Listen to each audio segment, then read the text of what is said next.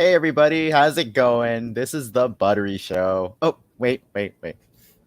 Yes. Oh, Team Vader. I'm outnumbered.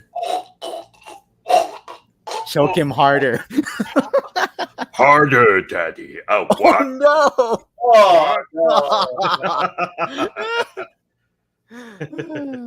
Oh man, I'm getting flashbacks to Celebration when the Vader actually choked me.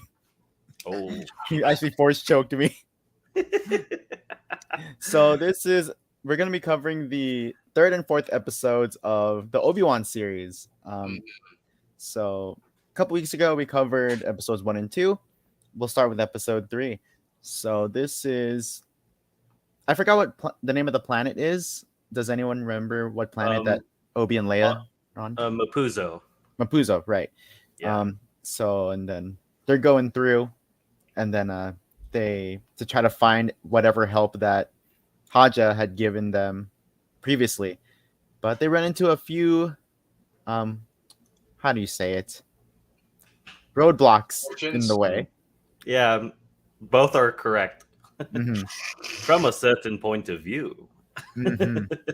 So, and speaking of those, one of them, the driver of that truck, the mole rat guy, is Zach Braff from Scrubs. Yeah. Oh, Florence Poe's boyfriend. Mm-hmm. Yeah. He's let's say an allegory for a certain group of people. That looks like a mix of like a naked mole rat with an armadillo. Yeah, kind of. Kind of like a mole.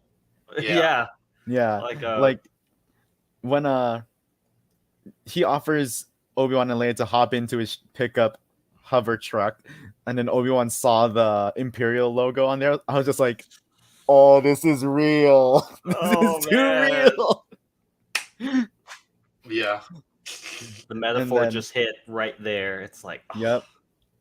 And then along the way, they stopped to pick up some troopers who are just getting transferred, and then it gets pretty tense. I'm not gonna lie, because it's like, shoot, something could happen right here and now. Yeah. Mm-mm.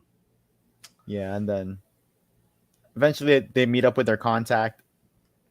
And speaking of that, what did you guys think of the Imperial checkpoint scene? Clement, I'll let you guys go first.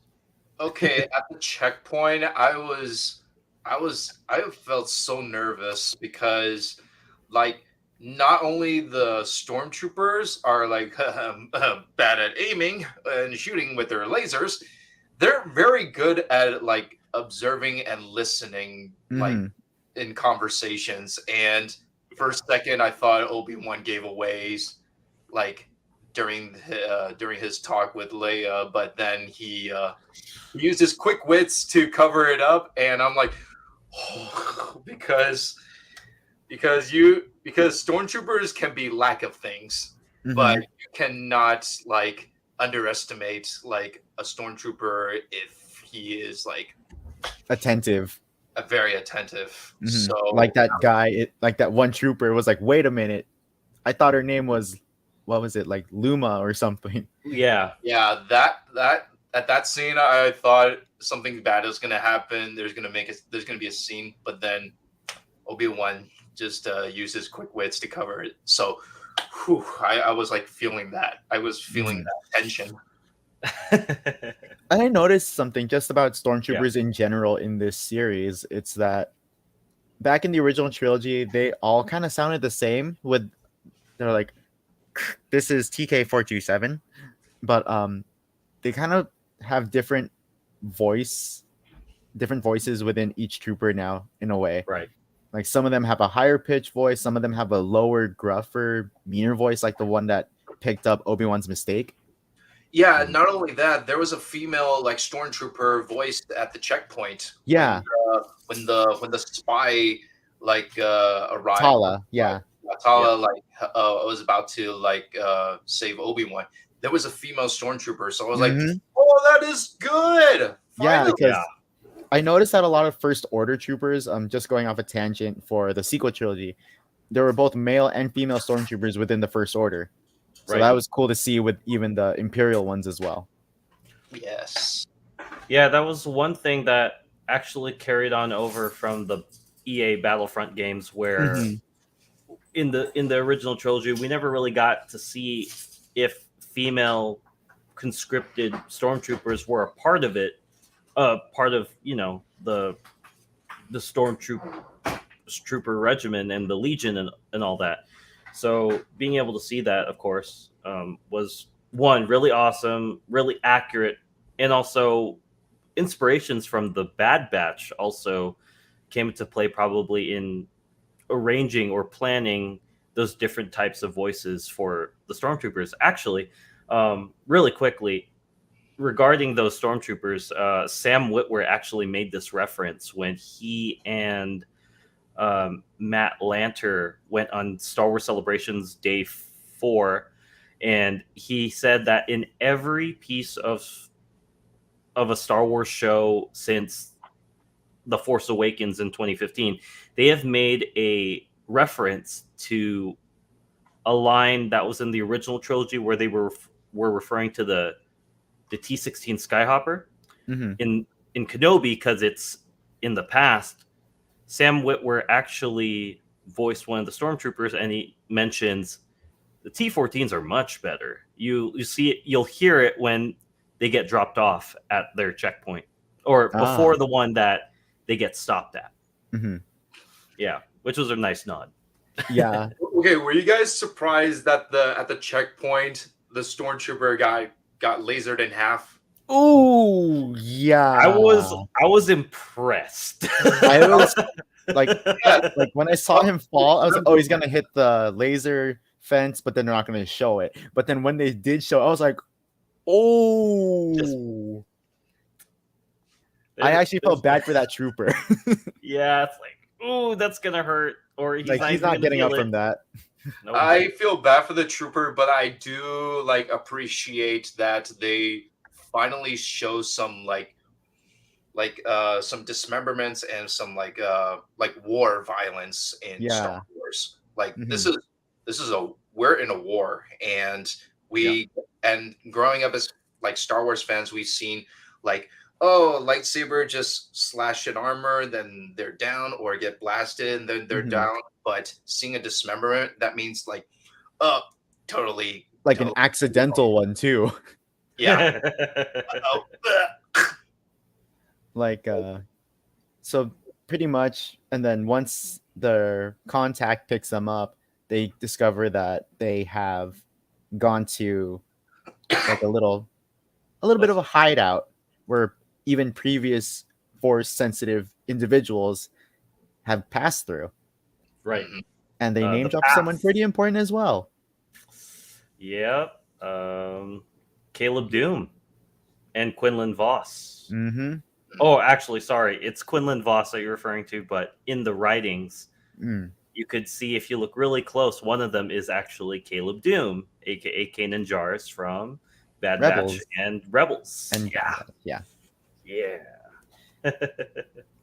And then as they're getting ready to head out, Obi-Wan kind of has a panic attack or feeling a very cold, dark presence. Oh man. Once he started having like that anxiety attack of sorts, I was like, oh no. It's like he's here. oh, and the shadow scene. Like And then the fact you see like just the silhouetted shadow before he even comes into frame, I'm like, Yeah. and then you hear and the all the breathing. troopers and the inquisitors were lining up in formation. I'm Mhm. like, okay, someone is superior. Someone higher up is here, and then once you realize, it's like, oh, It is Lord Vader himself. And just can we all just admire Lord Darth Vader's presence on screen is just breathtaking, because we've seen him Rogue One recently, but seeing him on a TV show, it's a whole new level, and it's just something I never thought it was that I thought it would be impossible, because in Mandalorian we got Luke Skywalker happened, and now we have Lord Vader in the TV show. So I'm like, oh, wonderful! This is finally what Star Wars is missing. Fine, but And but let's keep talking. his stroll down the street was just insane. This is Vader unhinged because he knows that Obi-Wan is here. He just needs to find a way to draw him out. Yeah. Oh, man, Justin, And- do you want to talk about that scene? I would be honored to talk about this. So, actually, a little bit of a segue. For those who are just chiming in and have not had a chance to follow me on social media, I got a chance to be one of the featured background on Obi Wan Kenobi in episode 1 and the episode 1 recap in episode 2. But this sequence for episode 3 was actually one I was not able to work. They did recall. Sometimes they will utilize talent that have worked on it before, but they will make them look entirely different. Right. So this episode, I almost got in it, but seeing the absolute carnage that Vader just throws out into the entire village. He doesn't hold back. He carries the first villager with one hand, pulling him out his window. Oh yeah, not just up, out and up. They should have closed that window. Oh yeah, it's like, come on, you gotta. Oh, and I'm just putting up on the screen the shots where Justin was in. Yeah, so in episode 1, really quickly, the scene where Nari's being hung. There's me. You can see a pretty nice photo of me just totally sweaty, sand, dirt thrown at my face. It was hot, man. It can get pretty hot when you have 2 suns and you're on a planet with 2 suns. And there he is right there, right next to the negotiator, the Jedi Master himself. Oh yeah. And then here's him right before he leaves Tatooine. Yeah, for to rescue Leia. Thank you guys. Oh yeah, it was such an honor. It was such an honor to be called to the galaxy far, far away in that manner. I hope for the opportunity to be able to work on those sets again. And if I ever get to work on them, you guys will find out. When's the Black Series figure coming? I don't know. I can neither confirm nor deny. Hey, Hasbro, I'm still waiting on my Justin figure. I am still waiting. Where is it? Need to put it up on a Star Wars collection. Oh man, it's gonna have its own shelf label that says extras. Hey, if Boba Fett makes a short appearance in a Star Wars movie, and if you make a short appearance at a time limit like Boba Fett, you got to make it at the toy line. So if you have short amount of screen time, you deserve to be a toy. Oh, thank you guys. Just like the Camtono guy from Cloud City on Bespin, I'm. If I ever get the opportunity, I'm gonna flip, and then I'll be like, finally, I can talk about this. But for now, I can neither confirm nor deny plans of that happening. I haven't heard anything. I know as much as you guys do right now. So back to Vader's rampage. Like he pulled that one guy out, and then his son runs out, and then we see him snap a neck on TV. Yeah, just like that. Oh my gosh. Lord Vader killed 2 space Filipinos that night. Oh, two space Asians. Yeah, 2 space Asians, man. Ah, jeez. Like, honestly, I think his next act was even more brutal. Him dragging that lady across the floor for who knows for how long. Oh my god. Yeah. Who knows? But this is by far the most violent side of Vader. Like we've all read like comics, we watched like audiobooks and like video games that Right. Darth Vader has done a lot of crazy stuff. But this is the first time we've seen Darth Vader in a TV show, and this is like what 10 years after the The Mustafar, burning. the Mustafar Yeah. incident. So Mhm. Right. Lord Vader still has a bit energy left before it led to like A New Hope. So Mhm. he And just plus, he's at the same time dealing with the rebels in the Rebels show at the same time. So it's like he's going everywhere. he is, and this is by far the most violent Vader I've seen since Rogue One. Like Rogue One, okay, like destroying and slashing and stabbing and force choke like rebels that are in a hallway. It's Mhm. fine because I have they something to say in regards to that really quick. So with the Rogue One, seeing his how brutal he was there, that was more like what I thought of Darth Vader being at work, basically. A day at work for Vader was that. This though, this was personal. it is Hmm. personal, and when things are personal, it's more violent. Hmm. I mean, okay, Much more. let's get to that too. Speaking of, so Darth Vader is a mutilated individual. He got burned.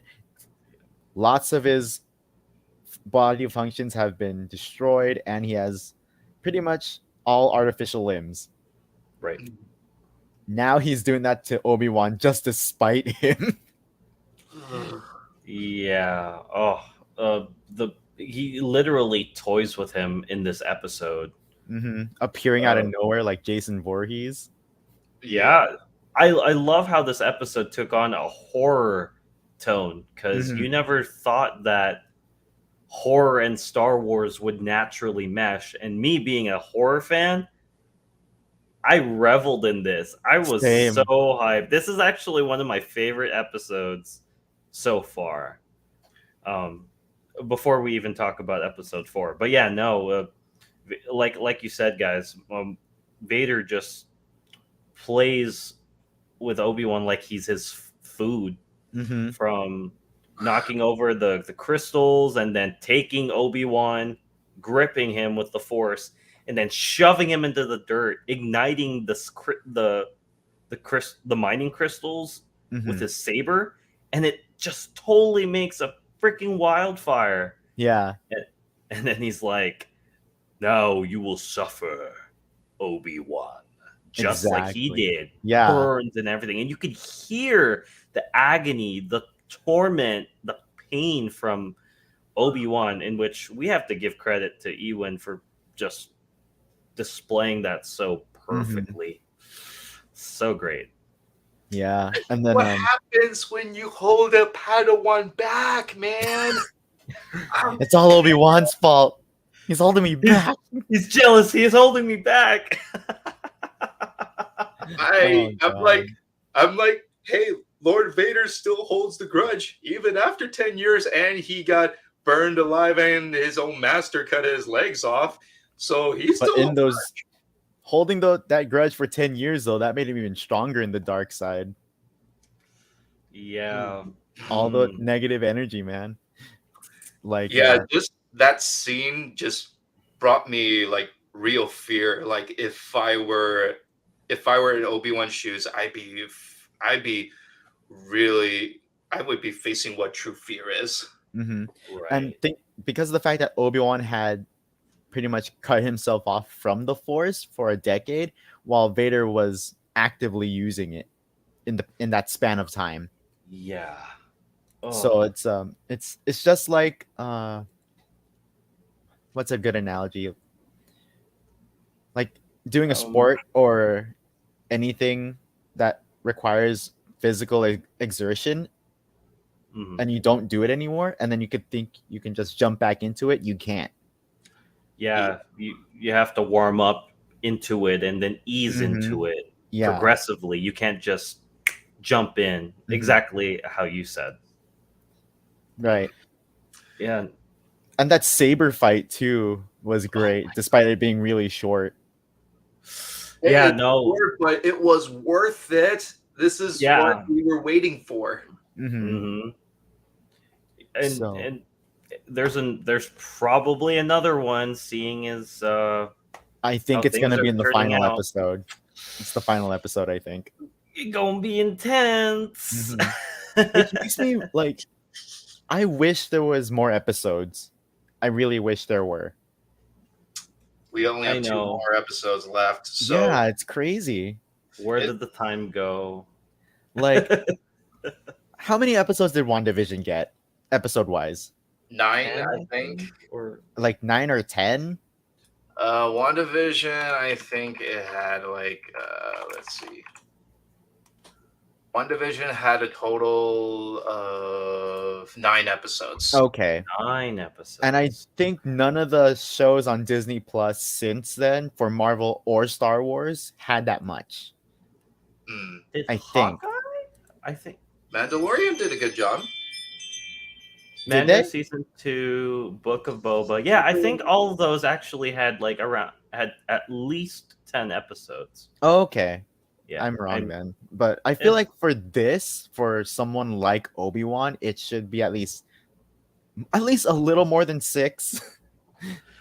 it it's funny you mentioned that, just because I'm trying to see how they originally had this laid out when it was originally going to be Mhm. a film, and then it got and then the plan changed when Mandalorian was so successful and all the other Disney Plus programs, and they were like, why don't we adapt it instead to a Disney Plus series? And there you go. Right. Yeah. Let's see. Yeah, Here. Oh, we got a yep. comment just a Ooh. second here by Eric Williams.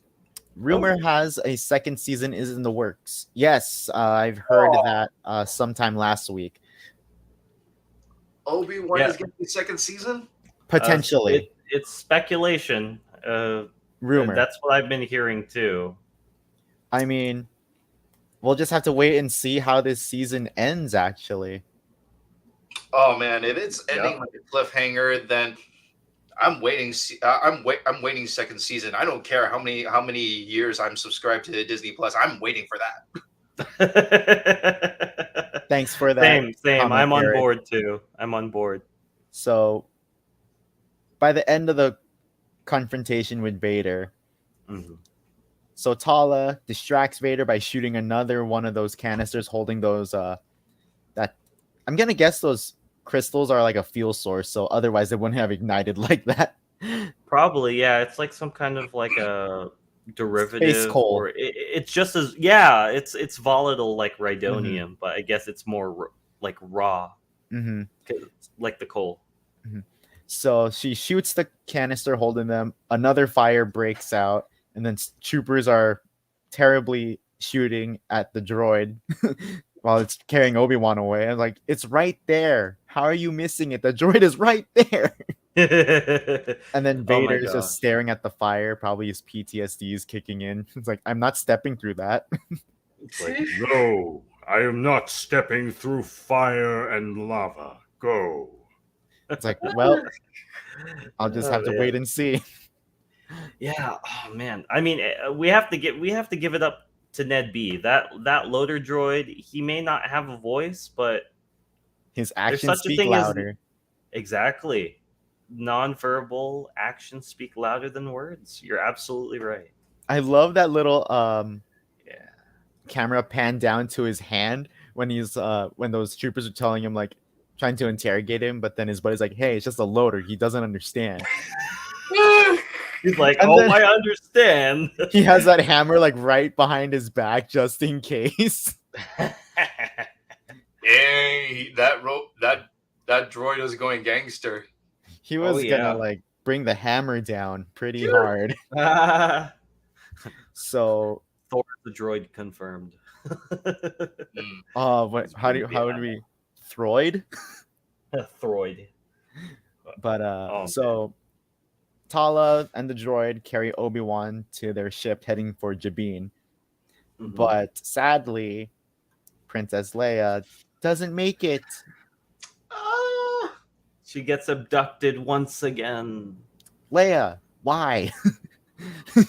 She's that damsel in distress, apparently, even as a kid. Poor kid. Oh, This is man. gonna be a thing for sure. It's like, Yeah. oh, kidnapped again. Not another day that ends in Y.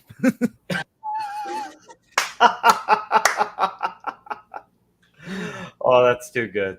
Oh man. So moving on to episode 4. Episode 4. Before that, this is so hilarious. Like when Leia was on that pickup truck with on that pickup hovercraft with Obi Wan. She was like curious what she's saying. Oh, I'm curious yeah. what your dad is, and I'm like, yeah, your dad was a great warrior, but then he just got peer pressured into the dark side. It's just peer pressure. Nothing too bad. It shows that Ben Kenobi had some time to think of a story before Yeah. he told it to Luke. Mhm. Oh, and your dad burned me alive.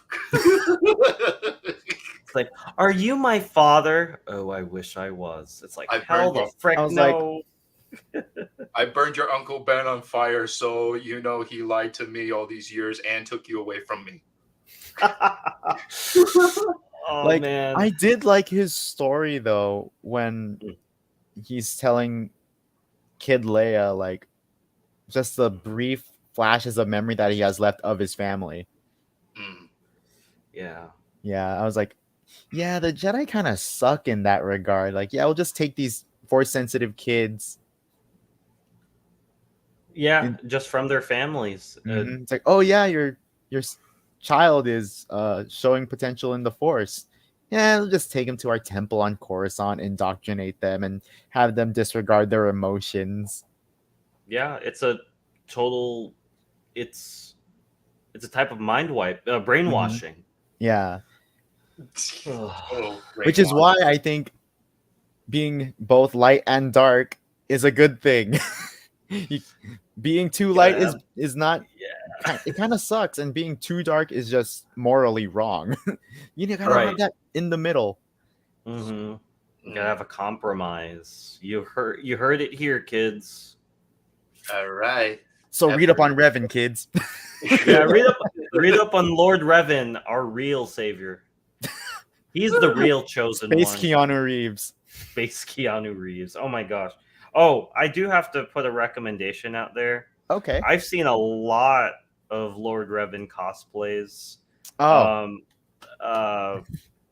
Marvin, you might have seen him. There's this Saber Flow warrior and saber practitioner. His name is Daniel Lane. If you folks have an Instagram or a YouTube, look up official Daniel Lane. If there's anyone who could literally be a good double for Lord Revan with Keanu Reeves, Daniel Lane would be a great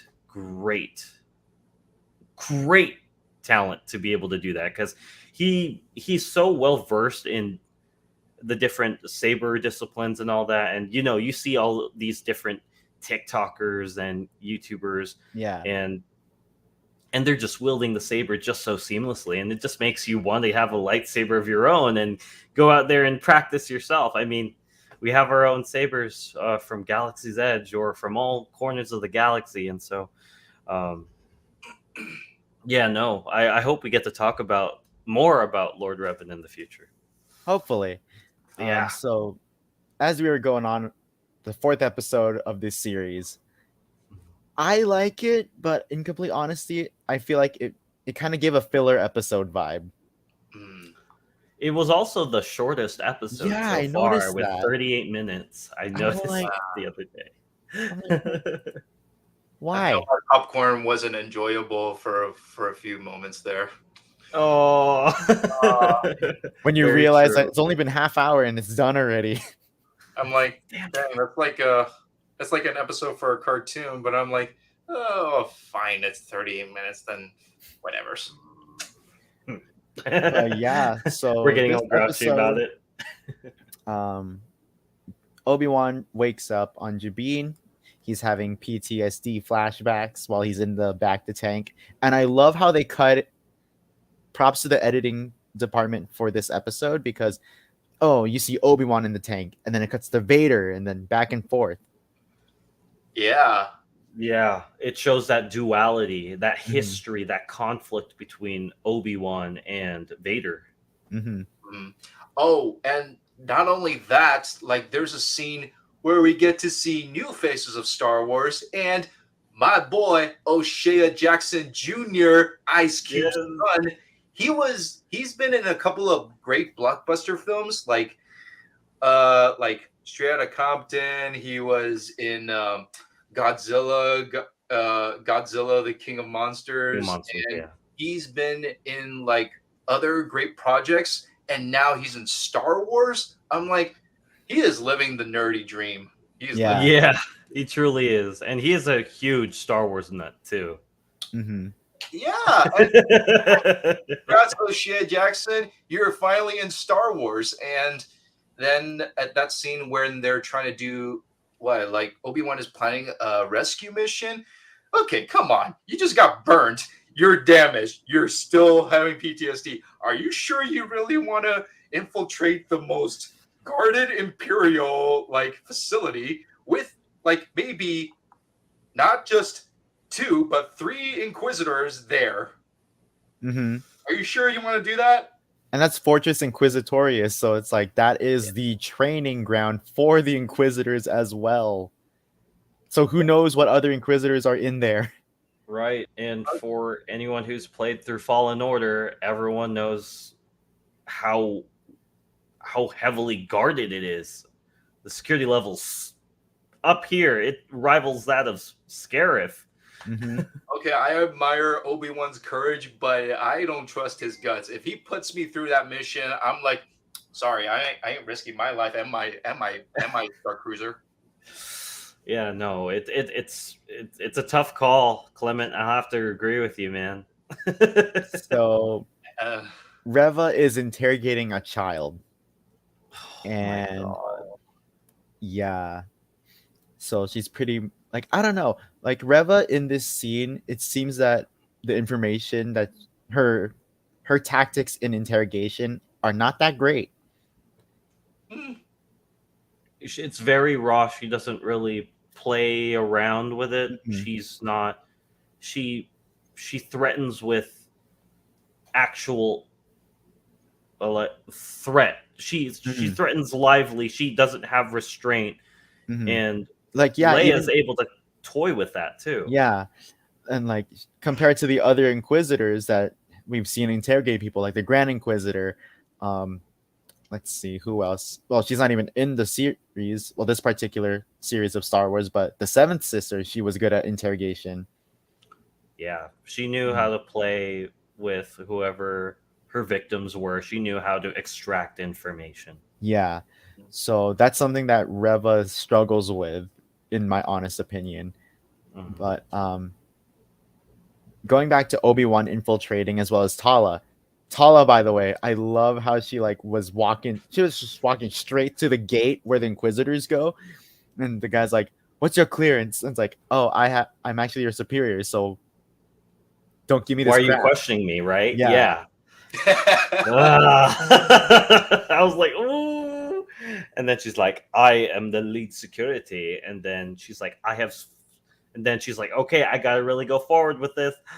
I have special orders from the Emperor himself with the Grand Inquisitor. You will let me pass, or unless you want to get punished." And he's like, "Oh, okay. Wait, I won't mess with you." Part of this department, my rank says it all. Let me through. Dang. That code cylinder, man. And it does wonders. Here's my gripe with every single infiltration plot in Star Wars. The communicators are so loud. Oh, the thing. Oh my god. Right?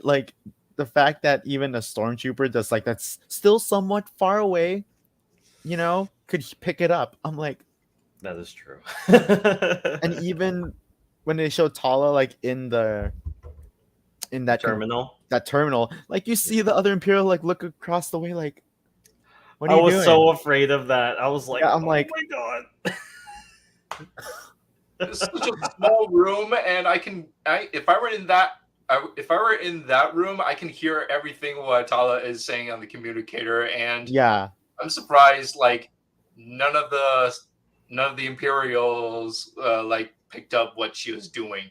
like if I was an Imperial in that control room, just like I'm just doing my thing, doing my reports, and I'm hearing something like that, I'd be like, excuse me, sir, yes, that woman there, she's up to something. I don't want to get involved, but she's up to something, sir. Check it out. I would be snitching on her hard. Okay, I'll check it out. Blasters out. When in doubt, blasters. That needs to be on a shirt. But oh wait, no, not right now though. Not right Oh now. no. But Well, there you go, Clement. You have some marketing Oh, fuel. Things are suspicious. Blaster out. yeah. Oh, Alright. So eventually, Obi-Wan stumbles upon a hallway mhm. with the preserved bodies of multiple individuals. Oh my gosh! It's nothing. I did not expect that, but Yeah. oh my god! It's like all these are like they're alive, but they're probably like In stasis. froze in some kind of a chronogenic like freeze or something, Mhm. and like they don't they just captured. They didn't kill. I thought Vader when they find these like force wielders, they capture them and then kill them, but they're being like held in a containment unit. I think it's like, oh, once one Inquisitor's down, pop out another one.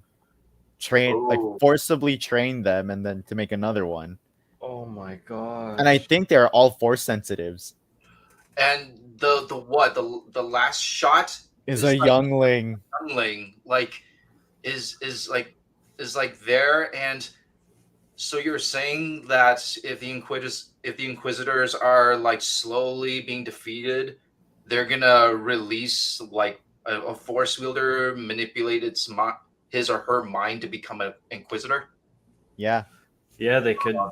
do that. It's really dark when you Yeah, think and about it's it. like not, they may not even be former Jedi, they're just force sensitive people. Right. Yep. Obi-Wan did say that the Inquisitors were Jedis, and then they turned to the Mhm. dark side. So Yeah.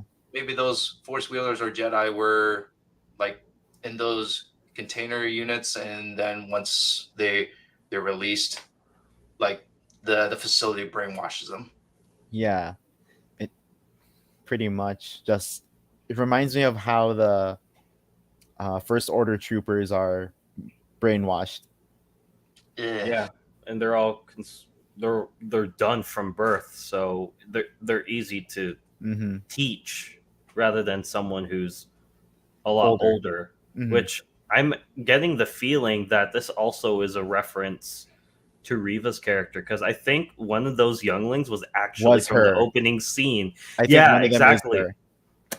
So So yeah, it goes even further on my theory that Reva is one of the younglings in Coruscant in the beginning.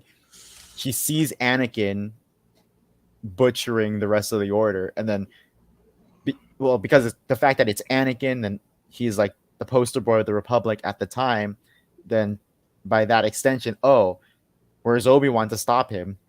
No one can Mhm. find him. So it seems like, yeah, it's both personal against Vader and Obi-Wan then. yeah. Oh man, all sorts of tension here, man. Mhm. The Empire is even scarier than how we simply made it out to be. There's Yeah. more depth. Like the original trilogy it's just the surface of how messed up the Empire can be. It is. Now let's talk about the obvious scene. Like, how the heck did Obi-Wan pull off that disguise with Leia fighting underneath that large. Oh, before we get to that weird disguise, let's talk about the Oh. rescue. Oh, the Okay. rescue. Okay. The Oh, one that a lot of yes. fans of a certain character are mad about. Okay. Let's talk. Okay, you bring it up. I want to hear this. I'm not aware. Okay. So Reva's put Kid Leia in the interrogation chair with those weird stabby things going towards the eyes. Yeah. And then she gets interrupted. She gets pulled away from the interrogation room, leaving only two guards. Two guards. Power goes out, and then blue lightsaber in the dark cuts one trooper, deactivates. The other trooper's freaking out. Saber activates again, cuts him down. And then a lot of people on Star Wars Twitter discourse and such are like, that's like Star Killer. They ruined Yeah. it. I'm like, The Force Unleashed 2 trailer. like Oh, man. they're like, they ripped off Star Killer. I'm like, yeah, because they're not bringing that guy back. No one wants him At back. least not yet. Yeah, but okay, I'm gonna say it now. I'm not that much of a fan of Star Killer. Mm. After the first game, Oh, after the first game. Okay. yeah, I think Force Unleashed 2 wasn't that great. We can agree the story was definitely weaker, Mm-hmm. unfortunately. He just had cooler powers in the second one. Yeah. The That's all it gameplay was. more balanced. Yeah. Mhm. But yeah. Cool thing though, Yeah. Star no. Killer looks like Sam Witwer. Yeah, right? Huh. The voice, they just happen to make the voice of Star Killer look like him too, so it's fine. Right. It That's could be cool. Lord Starkiller, and we'll be happy. Yeah. I think that torture chair is just like a prototype of what Han Solo is gonna deal with. Ooh. Yeah. I'm like, Or I'll be like, Han Solo will be like, oh, your mom was the first one to actually being tested by the torture chair from the Empires. And then and then Daddy Han Solo had to go feel the real pain from the torture chair from Cloud City. Oh no. Oh. So your mom did not feel the pain. I did. I took it for her, the scruffy looking nerf herder I am. And then Ben Solo put someone in a torture chair too. Oh man. Yeah. All right. But from that, you can slowly see Obi-Wan getting gradually reconnecting. Yes, exactly. And you could tell with every blaster deflection and his flourishing, he puts his whole body into it, and then he even kind of strikes a pose temporarily. Yeah, like his traditional one. Yeah. Leia.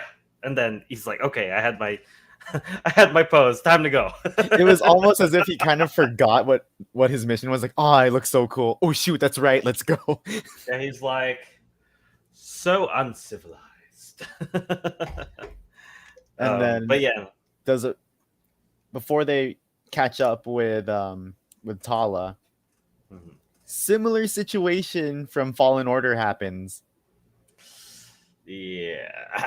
So as they're escaping, a blaster bolt hits one of the windows in one of the tunnels that's under water, just like Fallen Order. And then this is like a major thing with Obi-Wan as well, him getting his reconnection to the Force.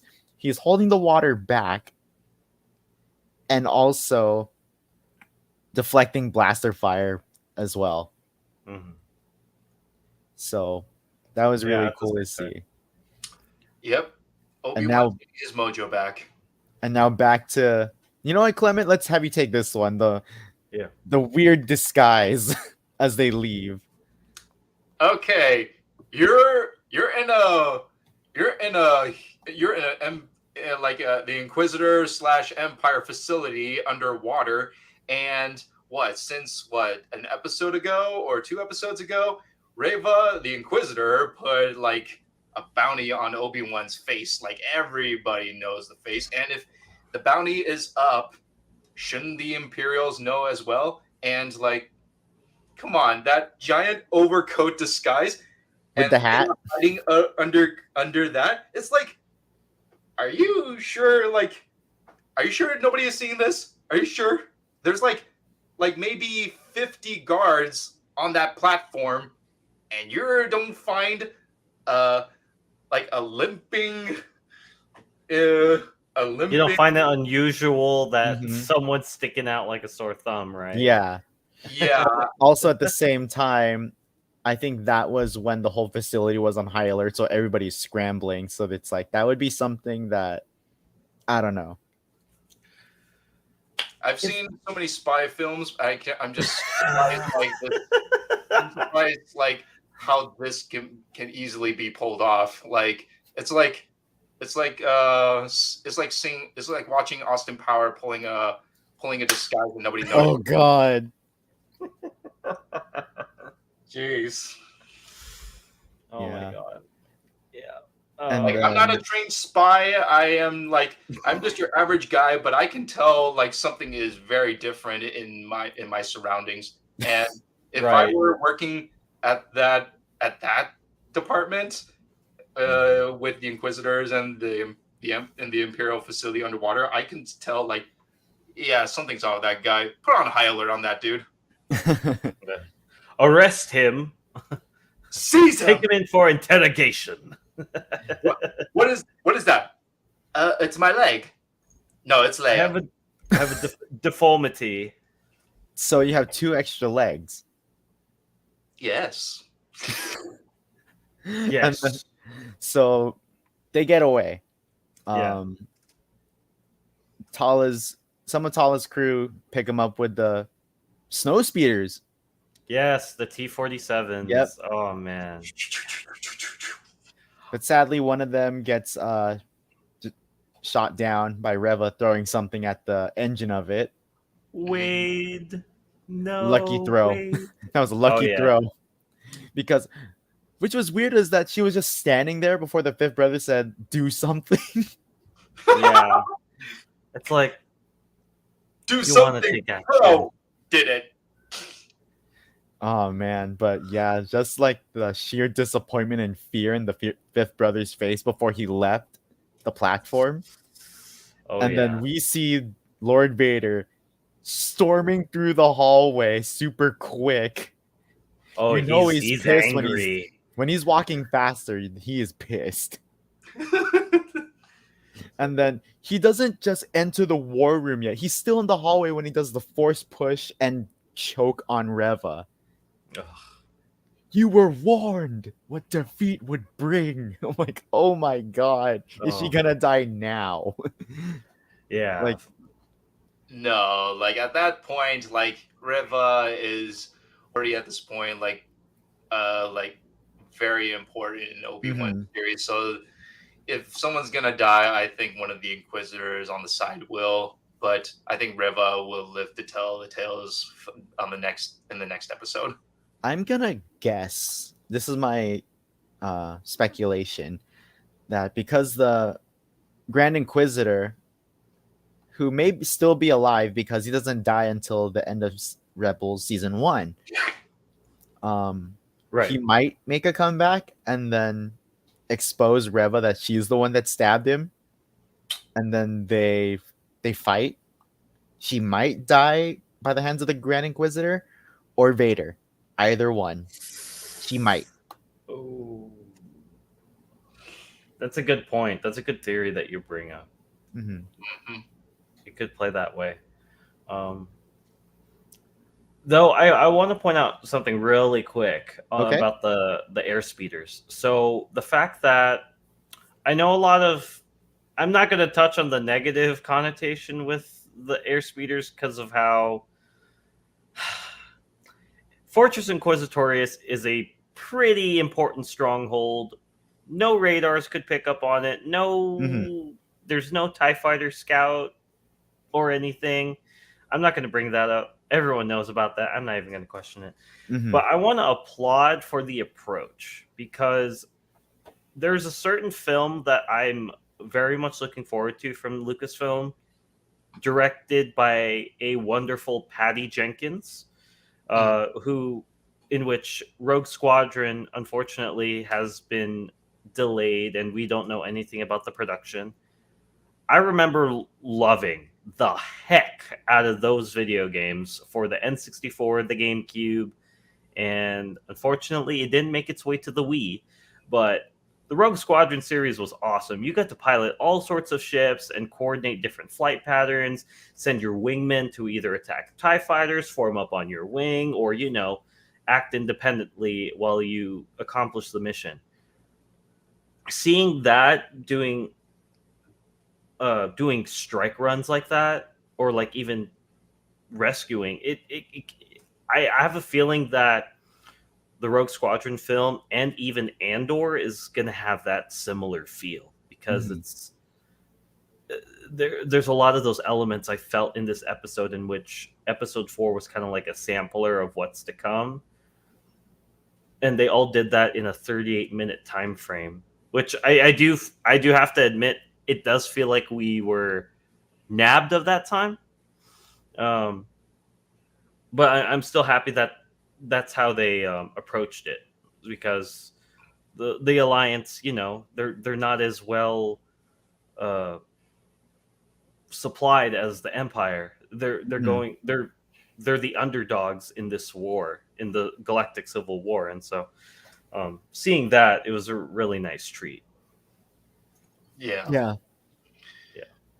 And then by the end of Vader and Reva's confrontation there towards the end, she spills the beans that she put a tracker on him, and lo and behold, Leia's toy droid. Oh, poor Lola. Seeing the eye turn from blue to red, I'm like, oh, yeah, Leia's gonna have to kill this thing. I know, or something. Oh my god. Yep. Well, yeah. At least we'll have her. Well, at least we'll have a Lola toy soon. Oh yeah. At the Disney parks, we're gonna be selling them. Oh man, and when I saw that Lola with the red eyes, like I knew like the Reva is not that dumb. Like she likes to think ahead, and she knew it's going to happen. So put a tracer on Lola. Let's see where Obi-Wan and Leia are going. So then I will finally please Lord Vader and become the Grand Inquisitor champion. Yeah. And then the real Grand Inquisitor was like, she's lying. Nope. The Grand Inquisitor just hits her with a briefcase and just steals the title. He takes the title. Oh, and the Grand Inquisitor's coming into the ring. He smacked her with a chair. Yes. A chair. He pulls out a folding chair from under the table. Yeah. So just full wrestling on him. So overall, like these episode 3 and 4, like I love where it's picking up. Now I'm just worried how it's going to end. How it's going to end, because we are 2 episodes away from the end of the series, and who knows how long this the second season will be released. What do you guys think it's gonna be like these last 2 episodes before we wrap up? Because, like, example, do you think the action-packed episode is going to be in episode 5, and then in episode 6 it's all going to be context and exposition, just like what they did with Loki? Or is it going to be flipped, meaning like it's exposition in episode 5 and then action in episode 6, like Moon Knight? Because that's what I'm noticing with these 6-episode series. They're going to do something or whatnot with either the 5th or the 6th episode. Well, as far as this goes, it was a wonderful surprise to see how much this story has been focusing on Leia. Though there's one other Skywalker twin that has not been getting as much attention. So I feel a good majority of the finale, whether or not episode 5 might partially cover that, on how Obi-Wan returns to Tatooine, and then seeing if maybe Reva picks up on that trail or something, if she's misled, and then it might lead to one thing or another, and then it could lead to that very dire confrontation in which Vader gets very, very, very close to discovering that one of his children survived. And that's going to create a lot of tension, despite the fact that we know what happens in the original trilogy. Mhm. That's how I at least theorize how 5 and 6 will pan out. Yeah, how about you guys? What do you think? I think like if this continues on, like I'm thinking like we should. Well, like you said, Luke Skywalker did not have enough screen time. So remember in A New Hope, he said, "Oh, Uncle Ben." So, oh, Uncle Ben, I know him. Like, okay, so this means like while he was growing up, he knew Uncle Ben for a while, but then Uncle Ben. he was just a local crazy old man in Tatooine. So Yeah, Hermit. yeah, Yeah. Hermit.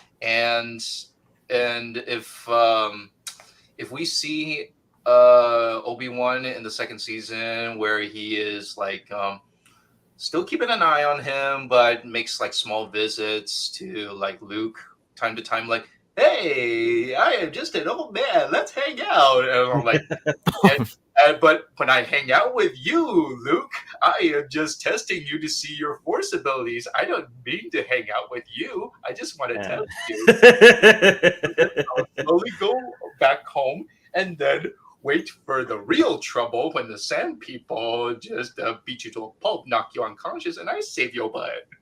Yeah. Oh man. If There's a season reason. 2 does happen, I think that we're gonna get more episodes with Luke.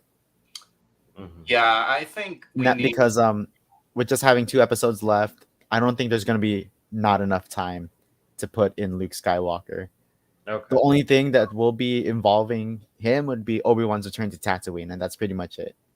Okay. Yeah. Because Okay, it's I like see. they still have to go through the whole tracker part, and then the confrontation between Reva, Obi-Wan, and then the rematch between Obi-Wan and Vader. Yeah. Or Obi-Wan, you can pull off a Stranger Things season 4, like one episode would be a 2 hour or an hour and 45 minutes. Oh no. And if they can do it for like their last 2 episodes of the season, Obi-Wan, you can do it too. Just call the Duffer Brothers. Call the Duffer Brothers to do the Obi-Wan or season 2 of Obi-Wan. Just Oh write up my a contract. Write up a contract, please. Right. Like season 1, volume 1, and season 1, volume 2. Oh jeez. Yeah, come on. I'm like, come on, Disney. You got the money. All you have to do is just write up a contract to the Duffer Brothers. Then they can make it right. Oh man. Wouldn't that be a treat? Oh jeez. If the brothers want to do that, wow. If they want to do a Star Wars, I would love them to work on a dark storytelling in Star Wars, a very dark story. Oh, you know what a good one would be, because Stranger Things is a bit of a horror franchise? Darth Raven? No. What? Make the real Death Troopers happen. The real Death Troopers. Project based on the book. Blackwing. Yeah. Oh, like a The zombies. Zombie stormtroopers. Zombie Pro- stormtroopers, yeah. Project Deathwing being the result of ancient Sith alchemy gone wrong. Yeah.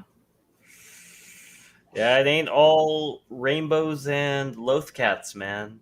Yeah. It ain't. It ain't no rainbows and blue milk every morning breakfast. Nope, it's not like that. As Emperor Palpatine once said, the dark side of the Force is a pathway to many abilities some consider to be unnatural. Like butter? Like, Yeah, so much that we can't believe it's not butter. there you go. Oh man. Oh, But man. that's I think we could wrap it up on this note, guys. Episode 3, it's been my favorite of the series so far. Episode 4, I'm kind of in the middle because it is so short. Yeah. How about you guys? I'm still a little bit embarrassed how that disguise can make them like 90% through the platform in that place. I'm sorry. Like that is I feel like they need to be retrained on like disguises. Yeah. They also can't see. They can't see well out of those helmets. Go back That's to why go back to disguise course 101. Like yeah, at the no, academy. obvious. Yeah, no, my analysis pretty much is in line with you guys as well. Episode 3 definitely seemed to be the stronger of the two. I think mostly because it had a lot more ground to cover, in which it did, and also 3 just took on a total horror-esque vibe, and bye is by default. That always will get me anyways. Yeah. Alrighty. So I think we could all come back together to give a final review of episodes 5 and 6 once both of those are done. How's that sound to you guys? That sounds like an awesome plan. Yeah. Alrighty. All right, guys. Final thoughts here. So where can they all find you guys on social media? Clement, where can they find you on? Oh, you guys can find me on Instagram, cliao1031. I'm pretty much like attached to like Morphin Network and the Buttery Show, so I'm pretty easy to spot. What Hang about on, you? let me try to put that up on the screen here. There we go. There's Yeah. Clement's social media handle. Yeah. And let's Yeah, see. Clement's a longtime member of the Morphin Network and the Buttery Show. He's a really valued colleague. I had the opportunity to be interviewed by Clement at one of the conventions, and I still remember the first question you asked me was, "What's your favorite animated series of all time?" And I'm actually still very impressed with myself that I was able to come up with an answer like that, and I picked Avatar: The Last Airbender. Yeah, All Kung right. Fu Action Jesus, man. And Justin, I'll put up your social media handle here as well. Awesome. Thank you, guys. Yes, you can find me on Instagram, TikTok, and Twitter at JCabantingVA, where you can see me do all sorts of stunt, motion capture, and voice acting shenanigans, in addition to lightsaber flow. And extra appearances. Oh, whoops. I forgot about that. Yeah. No, I really appreciate it, guys. Thanks for having us for this edition on the Buttery Show, and we're excited for what awaits us in episode 5 and 6 of Obi Wan Kenobi. And you guys can find me at Envious Cosplay on pretty much most social media platforms, including TikTok as well. My spelling on TikTok actually has an underscore between Envious and Cosplay. So yeah, that's the only difference. But pretty much Twitter, Small difference. YouTube, Instagram, it's this one. Alrighty, guys. So that is pretty much about it. And this has been the Buttery Show. Thank you all for stopping by, and we'll see you next time. Bye-bye. Bye-bye. Bye-bye.